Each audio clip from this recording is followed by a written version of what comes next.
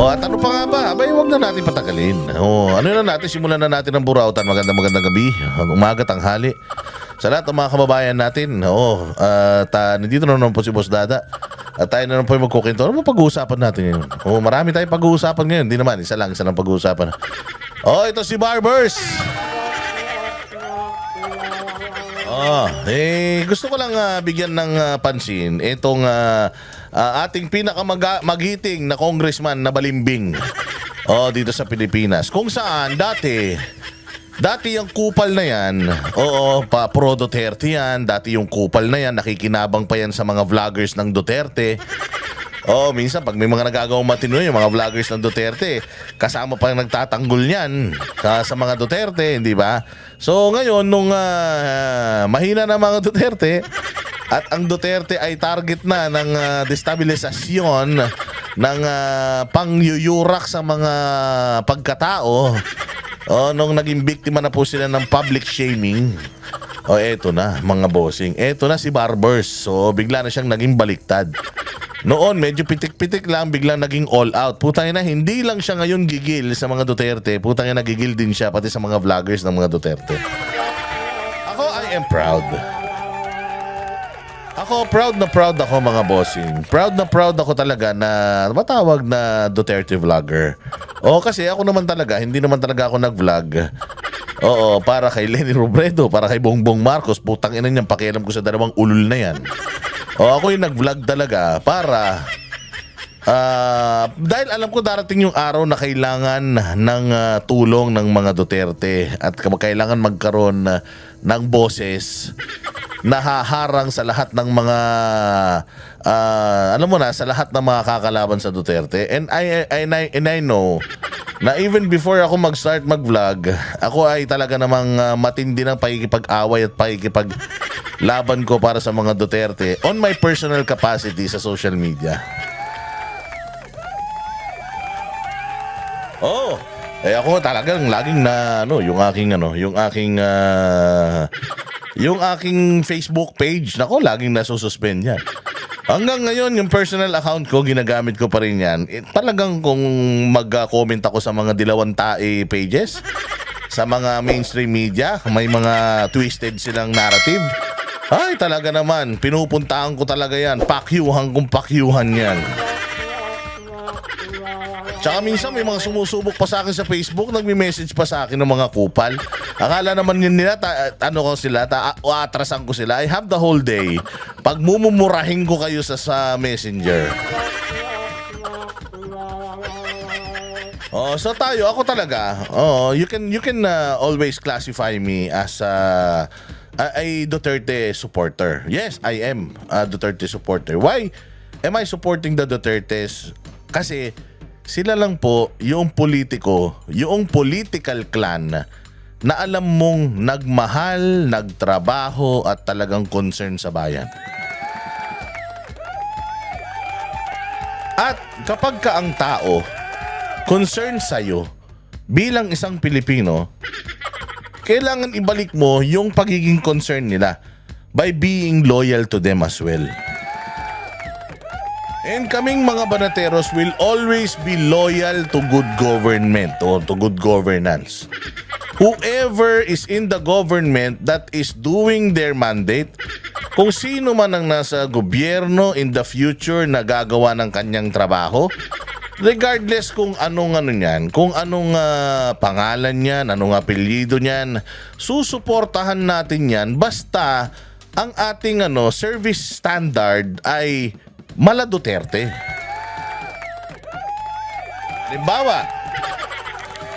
Halimbawa, si Pacquiao maging presidente in the future.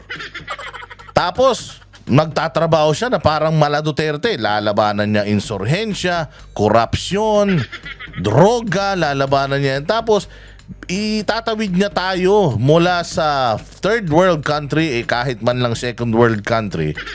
Ipaglalaban ko rin ang palitan ng mukha yan si Manny Pacquiao. Basta ang isang lingkod bayan, ginawa niya yung kanyang mandato, nilagpasan niya pa yung kanyang mandato, at talaga namang ipinakita niya yung pagmamahal niya sa bayan, wala tayong dapat na gawin kundi mahalin yan, itaguyod yan, at protektahan yan. O halimbawa naman, maging si Leni Robredo naman, naging presidente. O tapos, yung ine-expect natin, ginawa ni Leni Robredo, mas magaling pa siya kay Duterte. Mas nalagpasan niya pa lahat ng mga magagandang nagawa ni Duterte. Bigla tayo nagkaroon na ng mga maglift na mga tren. Connected na yung mga isla natin, tapos mga airport natin, first class na, world class na. Tapos hindi na tayo taggutom, hindi na tayo nag-a-abroad para kumita para sa pamilya natin dito pa lang sa Pilipinas. Kumikita na tayo, hindi na yung mga ibang lahi na yung binibigyan natin ng mga trabaho dito. O kung magiging ganon, gagawin ganon nila, pagtatanggol natin si Leni Lugaw. Pero kung kahit halimbawa naman, biglang naging presidente si Robin Padilla. Halimbawa, naging presidenteng kaibigan natin si Robin. Ine-expect natin, mala Duterte yan. Tapos biglang nagnakaw. Bukod sa nagnakaw, putya yan. Puro iskandalong pinagagawa, ang pinakamasaklap, nagdroga pa, lumami ang droga, dumami ang kriminal. Lalo naging traffic, nasadlak tayo sa napaka-dilim na tadhana. Putangin na niyan, kahit kaibigan natin yan si Robin Padilla, talagang araw-araw natin mumurahin yan. Loyal tayo sa mga Duterte, pero dapat ang loyalty natin, first and foremost, sa bayang Pilipinas. Dapat sa Pilipinas tayo talagang loyal na loyal. Kung sino ang sisira sa bayang Pilipinas, murahin natin mula ulo hanggang pa mga putang ina niyan. Pero kapag ang bayang Pilipinas pagagandahin kahit sino pa yan, dapat samahan at ipagtanggol natin yan. Itong si Barbers, putang ina niyan. Itong si Barbers na napakakupal. Bakit kupal? Dati nung magagaling ang mga Duterte, maganda ang war on drugs ng mga Duterte. Putang ina, tuwang-tuwa ang mokong na ito. Ginamit pa nito ang mga pangalan ng mga Duterte para makapangampanya. Marami nga itong mga pictures dyan sa Siargao, nangangampanya siya. Ang t-shirt niya, Inday Sara Sobrang kapal ng mukha mo, Ace Barbers. Tapos ngayon kaaway ka na nila. At hindi lang sila. Utangin na pati yung mga vloggers na dating mga kakampi mo, gusto mo pang patahimikin, hinayupak ka. Kaya nga, kung ako sa inyo, mga taga Siargao, Surigao, kung ako sa inyo, putangin na wag nyo nang iboboto yan. Walang ginawa sa buhay yan, kundi mag-hearing yan. Noon, binibigyan ko pa ng benefit of the doubt yan Pero nung biglang nagkaroon na ng Quadcom, putangin na nung nagkaroon ng Quadcom, biglang naging baliw yan okay naman yan nung mga unang 2 taon, tapos biglang boom, nagkaroon ng Quadcom. Nung nagka-Quadcom, putangin na, tinubuan ng sungay. Ewan ko, siguro, sabi nga nila may bigayan daw na pera dyan. Siguro, totoo yung may bigayan na pera. Bakit? Putangin na kasi nagbago nagbago, parang mas galit ka, mas yayaman ka, parang ganun ang deal. Ngayon, etong Quadcom na to, ang daming ginawang kabalbalan nito. Ang daming mga, sa tingin natin, maling pinagagagawa rito. War on drugs. Inimbestigahan yung war on drugs. Mantakin nyo nagsimula itong investigasyon saan? Kay Alice Guo. Doon lang kay Alice Guo nagsimula. Putangin na, ang ending, Duterte na.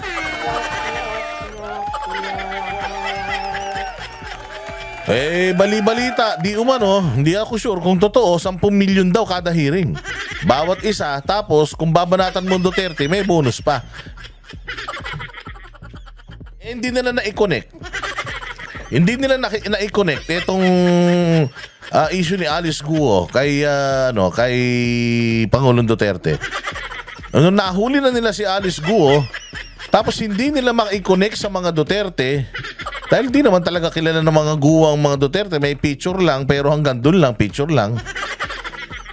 Pero hindi talaga sila magkakilala. So hindi nila ma-connect. Na-connect nila kay Harry Roque. Pero from Harry Roque, hindi na nila ma-connect kay Pangulong Duterte. So eto ngayon, nahuli na nila yung sila Alice Guo, yung mga kasamahan ni Alice Guo, hanggang biglang naging dead end na. Wala na. Hindi na nila alam kung saan napupunta yung kaso. Putang ina, biglang nagkaroon na ng war on drugs hearing, ang hayop. Siyempre, alam na natin. Putang ina yan. Pinwersa yung dalin sa war on drugs. Yung war on drugs na yan, yung Davao Death Squad, panahon pa ni Trillanes, hiniring na yan sa Senado eh. Wala nga nangyari. Tapos inulit na naman nila ngayon. Parehas na istorya, parehas na mga supporting cast, parehas na copy-paste. Ika nga, yung mga testimonya. Same. Kung ano yung testimonya doon sa Senado, ganun din yung testimonya dito.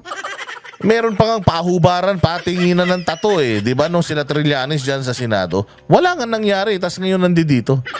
Nagkabistuhan 16 years si De Lima dyan sa DOJ. Mula sa Commission on Human Rights, DOJ hanggang senador, putang ina, walang naisang kahit isa. Nakaso sa 15 taon niyang tinatrabaho ang mga Duterte. Isipin nyo na lang yan. Tapos ngayon, nung napunta na dyan sa hayop na Quadcom na yan, putang ina, yun na. Pogo, narco-vloggers, putang may mga ganun na. Bigla, putang ina, napunta na sa mga vlogger. Yung attention nila, bakit? Paano pinapanay-panay sila ng mga vlogger? Nung unang yabang-yabang pa nitong barbers. Sabi, you can do better, galingan nyo pa, gumaganon pa. Pero putang ina niyan, kalaunan, bading pala. Kalaunan, biglang putang ina, biglang ginamit na yung kapangyarihan, ginamit na yung pagiging congressman. Puta, gusto nang i-regulate ang social media. Bakit? Hindi nyo kayang kontrolin social media? Ang social media, hindi katulad ng media, no, na merong prangkisa na pinapain nyo sa kanila. Ibahin nyo kami. Putangin na hindi nyo kami kaya.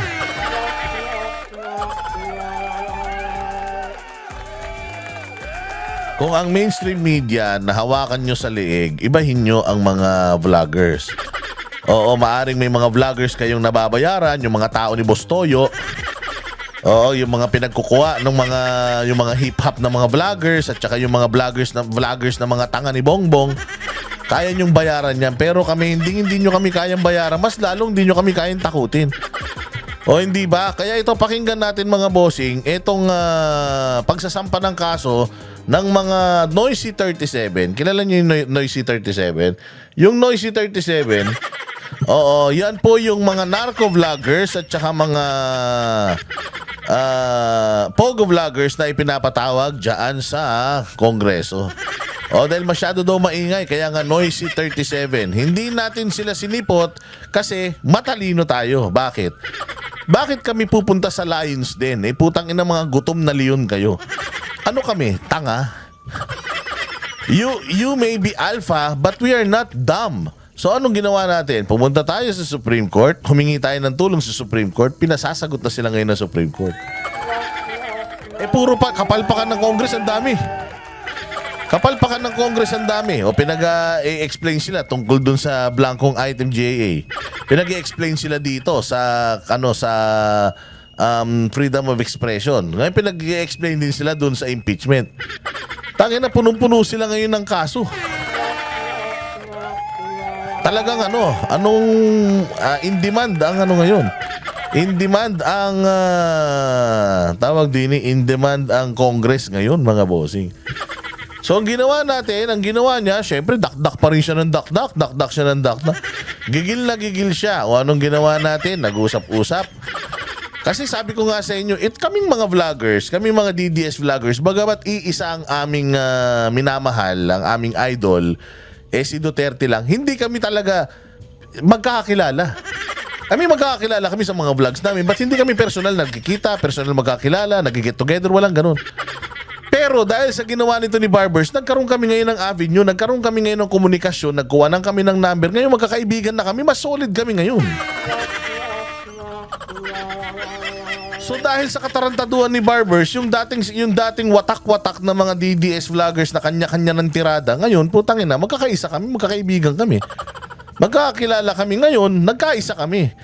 Na putangin na, mali itong ginagawa sa atin itong tarantadong to. Nilalagay niya tayo sa bingit ng kadelikaduhan. Mantakin mo. Sabihan ba naman na narco-vloggers tayo at saka pogo vloggers? Kundi ba naman gunggong yan? Ginawa niya yan outside ng parliamentary immunity, which is nagpa-interview yung ulul na yan. Kaya ngayon, kinasuhan natin siya, dinala natin siya doon sa tamang avenue, which is yung level yung playing field. Dito magkikita tayo, parehas tayong magkikita, akusado ka, kami ang nag-aakusa sa'yo.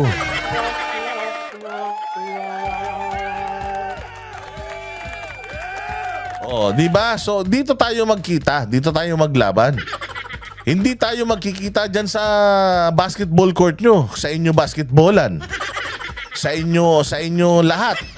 Tangina, sa inyo referee. Paano kami mananalo dyan? Dito, at least dito, may mananalo, may matatalo. Dyan sa kamera, putya, wala kayong talo dyan. Kami lang ang laging talo. Yung pinapatawag nyo as resource person, yun lang yung matatalo. Kayong mga congressman, lagi kayong panalo. Dito, putangin na yan. Ito talaga basketballan natin. Ikaw yung kalaban namin. Dito tayo ngayon maglaro-laro. Kaya nga sinasabi niya takot naman kayo sa Tricom. Tangin na, takot talaga kami sa Tricom. Oo sir, takot kami sa Tricom. Bakit? Putangin na, ikaw may hawak ng martilyo. Dito, iba may hawak ng martilyo. Takot ka ba dito sa korte? Bakit ka takot sa korte? Hindi mo kayang impluwensyahan. Kung talagang matapang ka, harapin mo itong mga demanda mo sa korte. Hindi lang isa to, napakarami nito sir. Sabi ko kasi, you open the door. Hindi mo kami pwedeng ibuli-buli. Hindi mo kami pwedeng putangin na tadyak-tadyakan, konyat-konyatan, katulad ng mga bobong vloggers na binabayaran ng mga taxpayers money. Katulad ng mga vloggers ng administrasyon. Hindi kami katulad ng mga tanga na yan. We use our brain. Kaya nga, gigil na gigil kayo sa amin kasi nga, pag nagvo-vlog kami, sapul kayo hanggang mga tumbong ninyo masakit. Kaya nyo nga i-regulate, kaya nyo nga gustong patahimikin kasi wala kayong control. Hindi kami pwedeng kontrolin sir, hindi nyo kami may kakahon. Kahit na anong gawin mo, gumawa kayo ng batas na mag-register kayong mga ulul kayo. Basta kami, ipapractice namin yung aming kalayaan sa pagpapayag. Kung ayaw nyo mamura, ayaw nyo masita, magsilayas kayo sa posisyon. Hindi nyo deserve ang sweldo ng taong bayan. Lalong-lalo na, hindi nyo deserve yung kayamanan na nakukulimbat nyo sa bayan. Pakinggan natin itong balitang ito. At ating tingnan ang sagot ni Kumag na si Barbers. Sinampahan ng patong-patong na kasong libel si Representative Ace Barbers ng ilang social media influencers sa Quezon City Prosecutor's Office ngayong Miyerkules, March 5, 2025. Kabilang sa mga nagsampa ng kaso, sina Dr. Lorraine Badoy, Attorney Trixie Cruz Angeles, Crisette Chu, Kathy Binag, Joey De Vivre, MJ Kiambao Reyes, Mark Anthony Lopez at iba pa. Nag-ugat ang reklamo matapos akusahan ni Barbers ang grupo bilang mga narco-vloggers at may koneksyon umano sa Pogo. Mga paratang na mariing nilang... Ang yabang niya nun ha. Oo, napakayabang ni Barbers nun nung binabansagan niya kami sa interview niya. Ang yabang niya nun. Mga narco-vloggers, mga takot yung mga yan eh. Malalakas ang loob ng mga yan. Kala mo lasing ang puta eh. Tangin na, takin mo mga babae kalaban mo, Barbers. Ano ka bakla? Mga babae kalaban mo kung magsalita ka. Tapos pati yung pastor na panay ang labas ng dila sa internet, gigil na gigil kay Joey De Vivre, babae. Pastor ka, tanda-tanda mo na tapos pumapatol ka sa babae. Alam mo maganda nga yung sinabi ni Basti dito eh. Ang sabi ni Basti Duterte, tangina nyo kasi. Ang dami nyong daldal, kayo yung nauuna, salita kayo ng salita. Putangin na kung sino-sino yung mga pinaparatangan nyo, tapos kapag yung taong bayan ang gumanti sa inyo, gigil na gigil kayo. Total din naman, sinabihan nyo sila ng mga fake news sila. Sinabihan nyo rin naman kami ng mga fake news kami, ng mga narco-vlogger kami, ng mga pogo vlogger kami. Dapat hininto nyo na dun. Nag-akusa na rin lang kayo nang wala kayong hawak na ebidensya eh. Hindi ba magkakandak pa lang kayo ng hearing? Kaya nga kayo magkakandak pa lang ng hearing dahil wala kayong pinangahawakan patungkol dyan sa mga litanyan yung pogo vlogger, narco vlogger eh. So nagbigay na rin kayo ng inyong katarantaduhang fake news na itong mga pinapatawag nyo konektado sa mga sindikato. Hindi dapat iniimbestigahan nyo rin yung mga sarili nyo dahil mga sinungaling din kayo. Kaya nga sinasabi ni Basti dito, you should have stopped there. Huminto na sana kayo doon. Nung tinawag nyo itong mga vloggers ng kung ano-ano, huminto na sana kayo doon. Pero hindi. Putang ina, gagamitin nyo pa yung kapangyarihan nyo bilang congressman para ipatawag tong mga to, para hiyain sila dyan.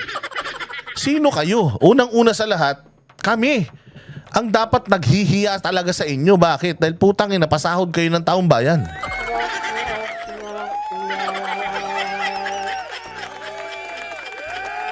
Oo, wala kayong karapatan na gawin sa amin yan. Unang-una sa lahat, putang ina, ni ayuda, wala kami nakukuha sa inyong mga ulul kayo.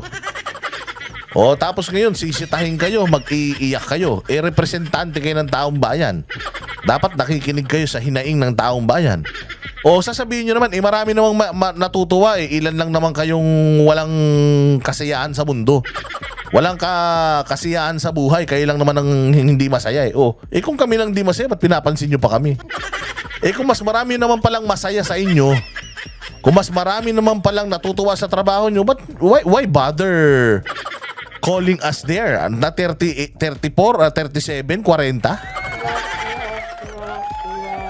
Ba't nyo pa kayo papatawag dyan kung mas marami naman palang naniniwala sa inyo? Sa amin, wala.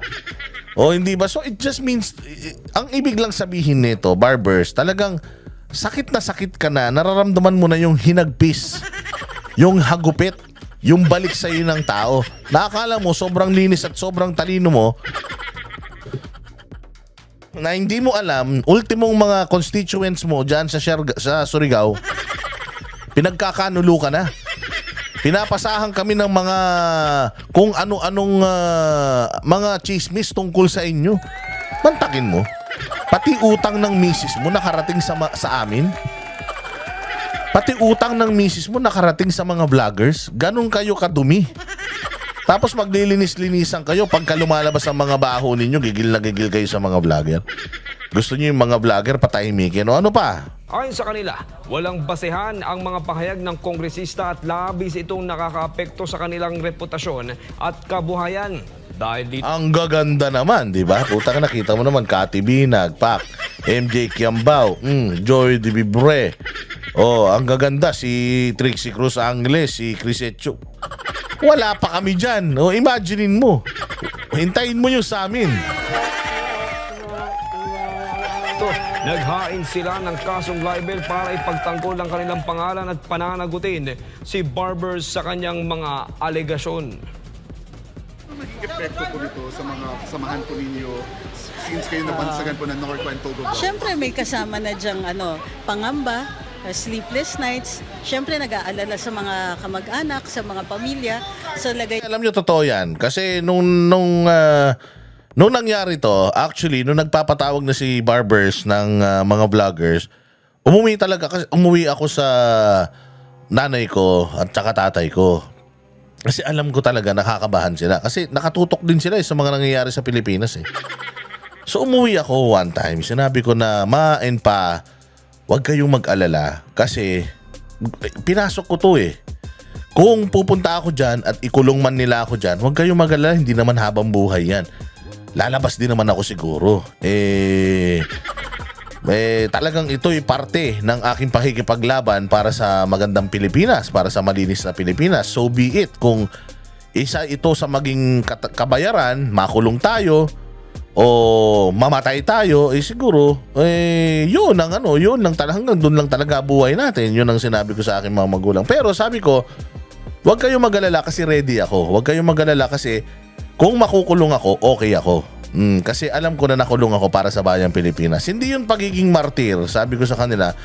Pero kailangan na eh. Kailangan na kung hindi kami magsasalita, mas lalo mapupunta sa kademonyohan tong bayan natin Pilipinas. Kaya sabi ko sa nanay ko, nakaset na ako, sinet ko na talaga eh. Sabi ko, ganito ang gagawin natin. O kasi syempre ako nagbibigay ng allowance sa parents ko.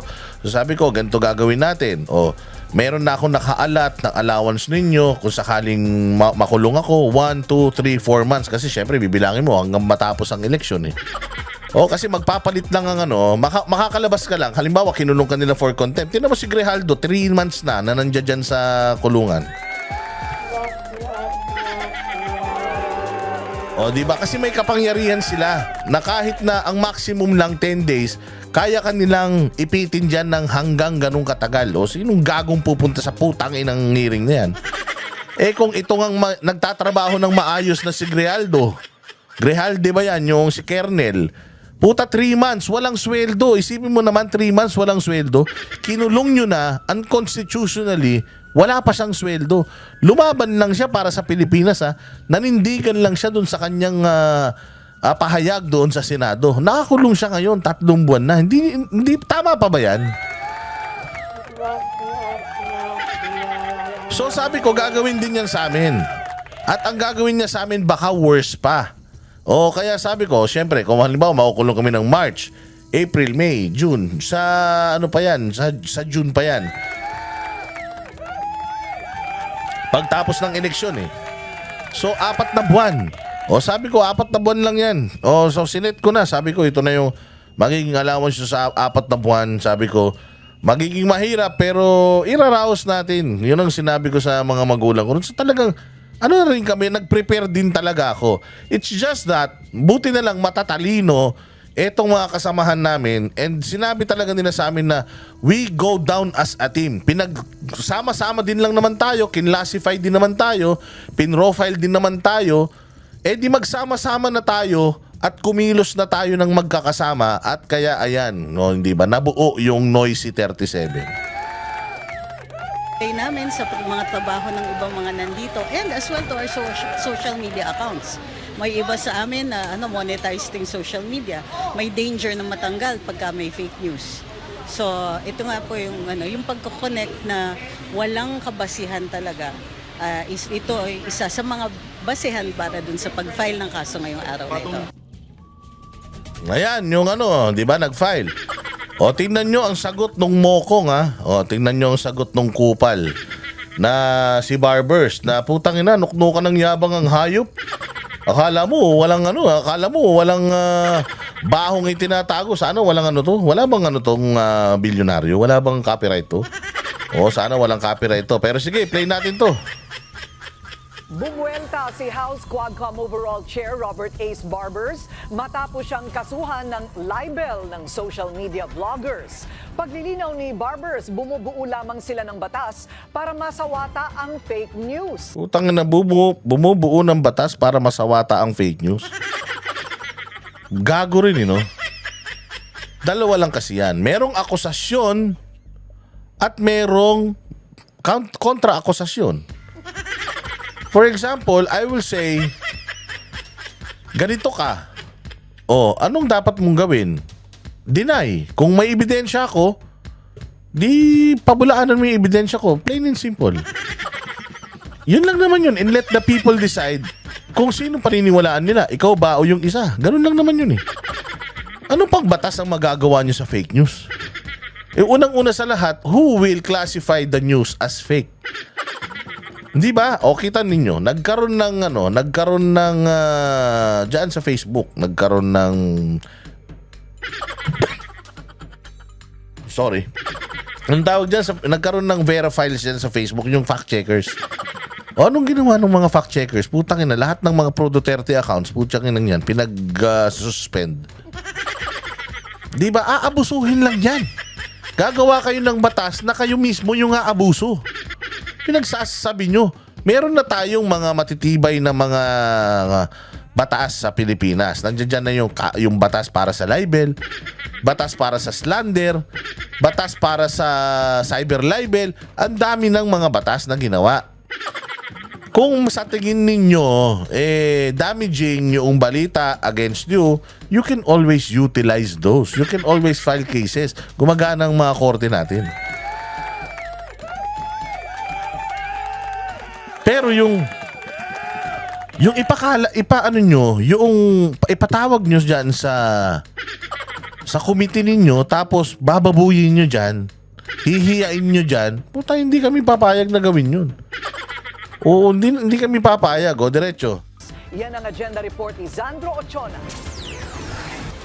Hindi na ikinagulat ni Quadcom Overall Chairperson at Surigao del Norte Representative Robert Ace Barbers ang pagsasampa ng kasong libel laban sa kanya ng mga social media vlogger. Sa programang At the Forefront ng Bilyonaryo News Channel, sinabi ni Barbers na kahapon lang yan nalaman ang naturang kaso. Sabi ko nga, kasama naman yan Siyempre, takot yan mga yan humarap sa TRICOM.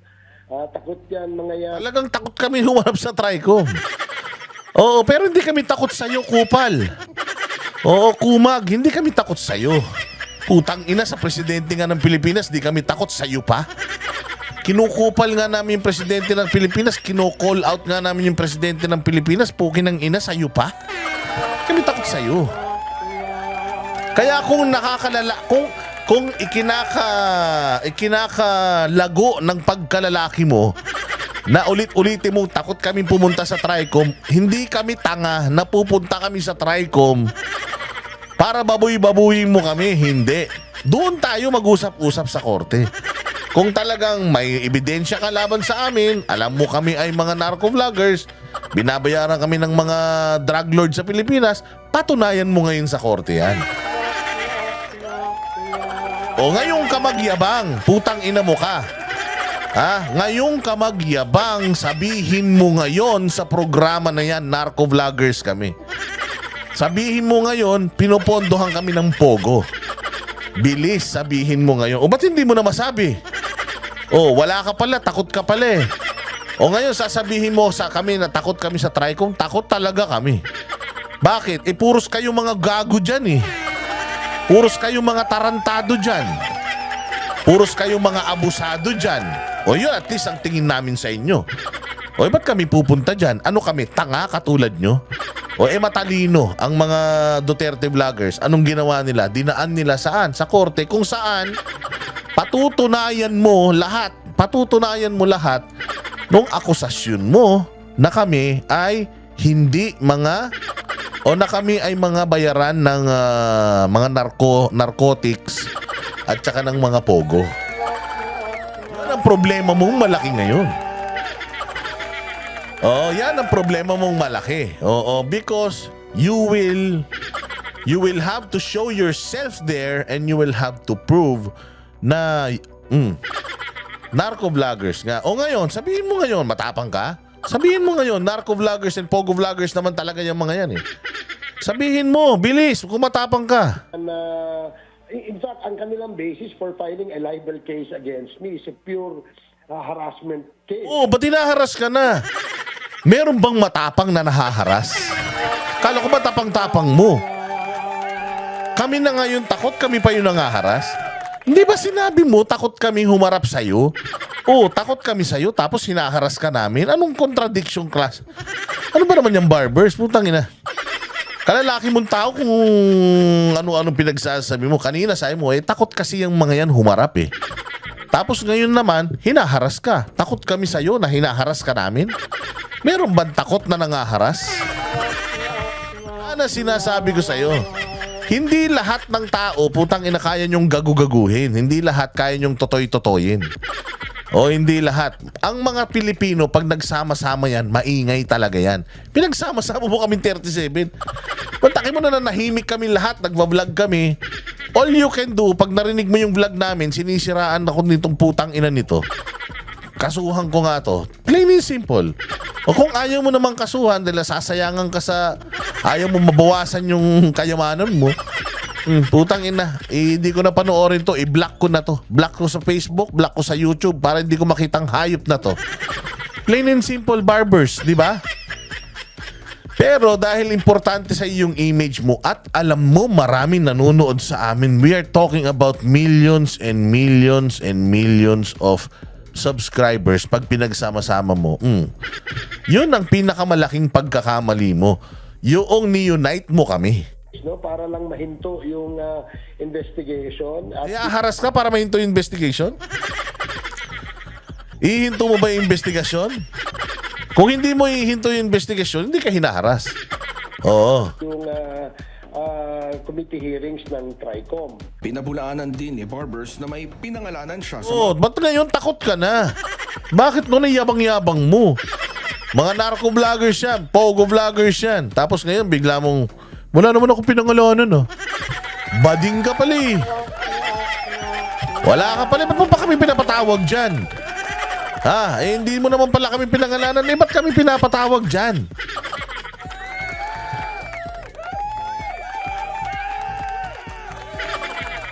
Walang iya. Akala ko para matapang nga tao to. Mga vlogger. Tinawag ko raw silang narco-vloggers at saka pogo-vloggers. Totoo.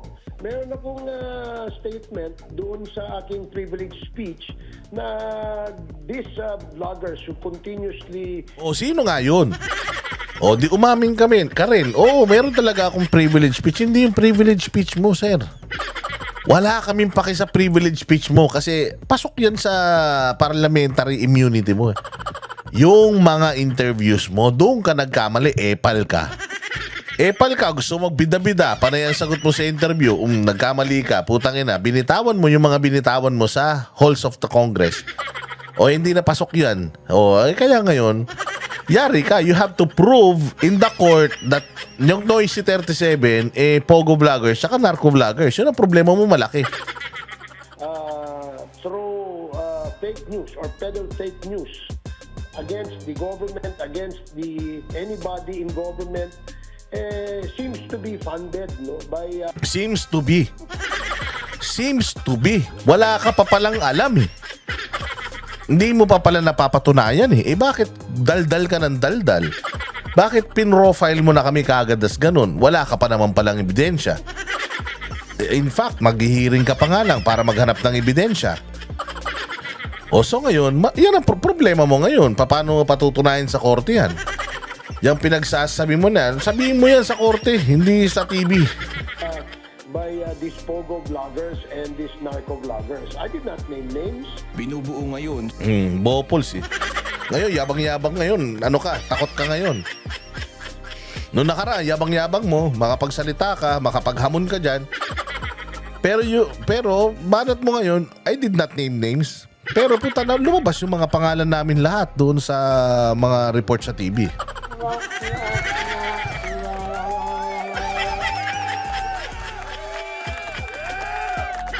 Anak ng tinapay ka, oh. sa Kamara ang isang panukalang batas na layong magka-framework para magkaroon ng batas laban sa fake news. Pero matatandaang hindi dumalo ang ilang social media influencers at dumulog sa Korte Suprema para ipatigil ito. We still need more, no?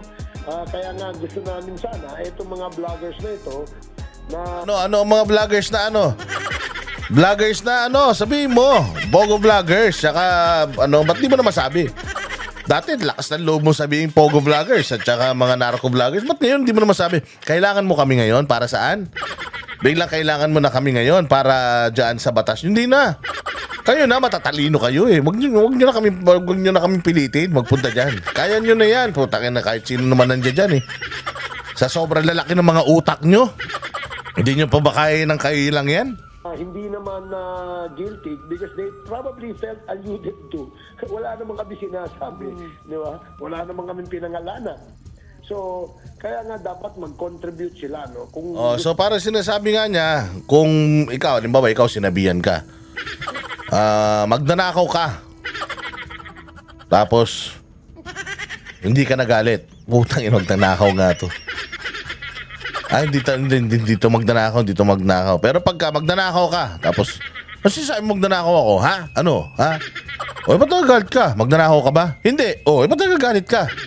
Hindi ka naman pala magnanakaw eh. Ba't nagagalit ka? Parang gano'n sinasabi niya eh. O, yun naman pala eh.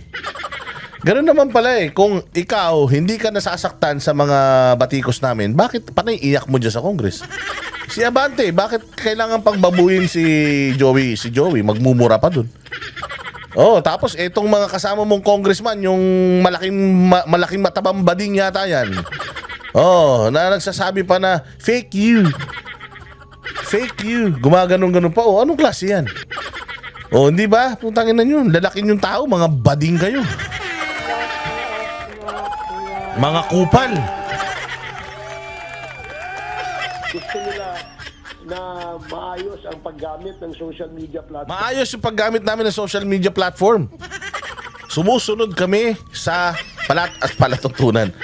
Sumusunod kami sa mga alituntunin. Sumusunod kami sa alituntunin ng Facebook, ng YouTube. Kaya nga yung mga channels namin, up to now, buhay pa, hindi pa nati-take down. That is because we follow regulations, we follow the rules, we have internal rules.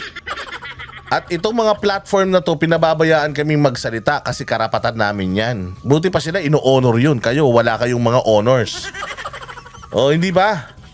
At hindi ito magamit para magkaroon ng kaguluhan sa bansa. O, nagagamit ba kami para magkaroon ng kaguluhan sa bansa? Nagkakaroon ng kaguluhan sa bansa pag nagnanakaw kayo, na-expose yun, nalalaman ng tao yun, tapos binubombard kayo ng mura ng mga tao, doon nagkakagulo.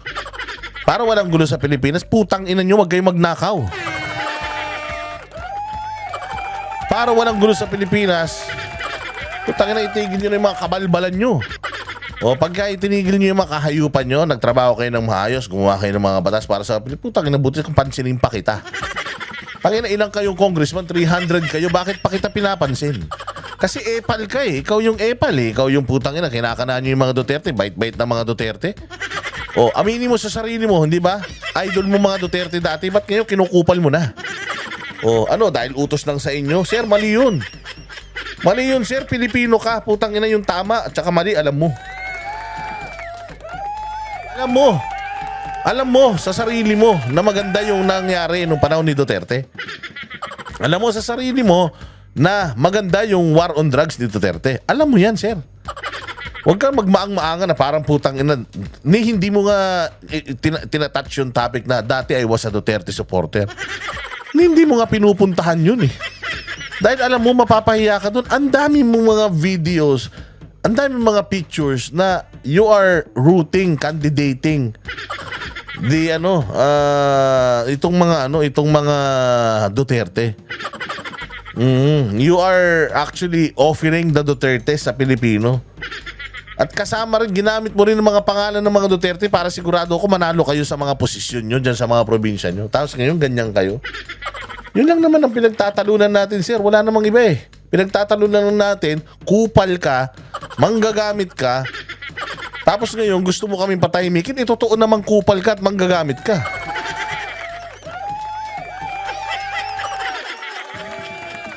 Di ba sabi mo, pwede ka namang murahin? No, pwede yung murahin, pwedeng ganito, pwedeng ganyan.